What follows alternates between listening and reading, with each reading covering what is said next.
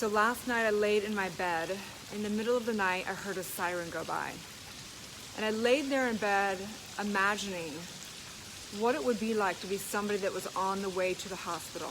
Somebody who couldn't breathe, that literally was grasping for the last breath of their life. And I thought, do I deserve to live from the coronavirus? So it hit home yesterday. Last night, a friend from Paris called, and he just had 16 days of having coronavirus. He went into the hospital and recognized that they just checked his heart and they made sure he could breathe, and they had to send him home because they've had so many people that are coming in that cannot breathe, that have to go on respirators, and that their hearts are being majorly attacked. And I thought, what an awful way to go. What an awful way. The precious thing called life, called breath, is taken away from us. It's us. It's the oneness. And so I have to ask myself, do I deserve to live from the coronavirus?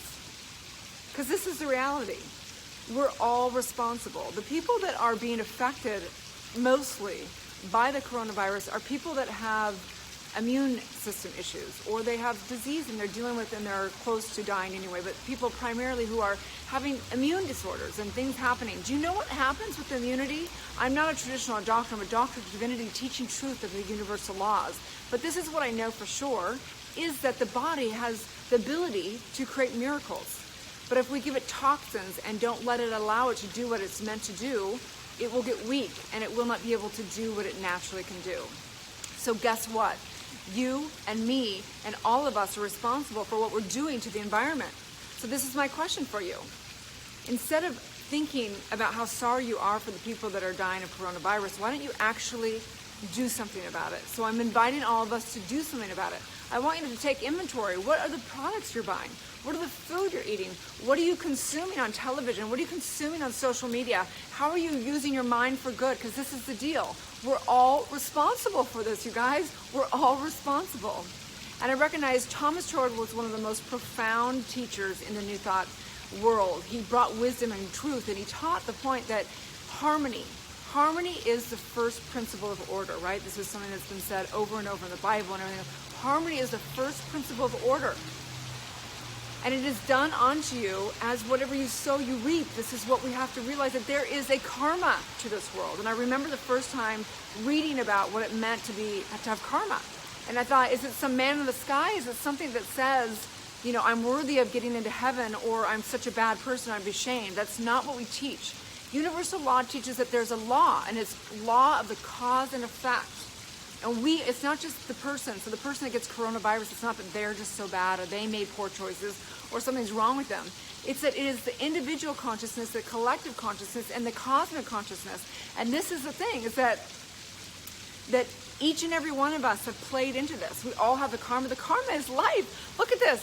I'm in this place. There's nobody here. The parks are closed. There's sirens going by all the time. There's 89,000 people today that have died in the world from coronavirus. There's 14,000 people in America. So imagine how many people are actually suffering. How many people are grasping for air right now? How many people are grasping for life? And instead of sitting back and thinking about what's wrong with the news or who did this or is it whatever, stop thinking about just compassion. About if you want to have compassion, empathy for the person that is struggling with the coronavirus, you can actually do something about it.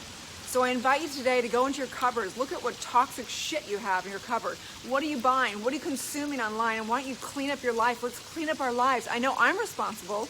I'm 1,000% responsible. I've bought purchases that are from toxic companies, I'm sure. I consume things sometimes that are not the best for the environment. We all have to take responsibility. And in this I remember, watching The Secret. We've all watched The Secret, right? The documentary The Secret. Manifest that red sports car that's going to come into your, driveway. That is BS. That's not what manifestation's about. That's not about what the law's about. It's about harmony. It's about creating and manifesting things for the highest good. It's time we get over manifesting for the self and start manifesting for the highest good. This is the wake-up call. We're either going to learn or we're going to keep going through this over and over and over again. I recognize right here and right now that we have the power. We have the power to create a karma of aligning and harmony and all the above.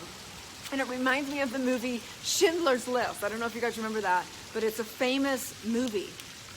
of the times during World War II and the Nazis. And Schindler took in a lot of people to work for him, and he helped a lot of people's lives behind the scenes. And when they said, the war is over, the war is over, you can let all the workers go, all the prisoners can go.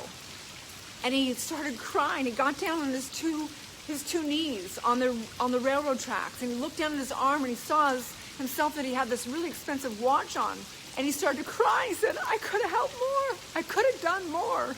And God damn it, if we don't think about what we want to do, what do you want to say when you're on your deathbed? What do you want to say to your grandchildren? What do you want to say when you're done? Do you want to say, I could have done more? Well, guess what?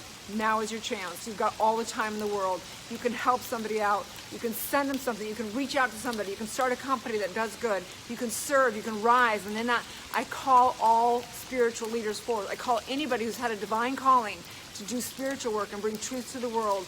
Rise up, warriors. Rise up. I truly believe that this is our time. This is our time to bring truth to the world. I truly believe that truth is what heals.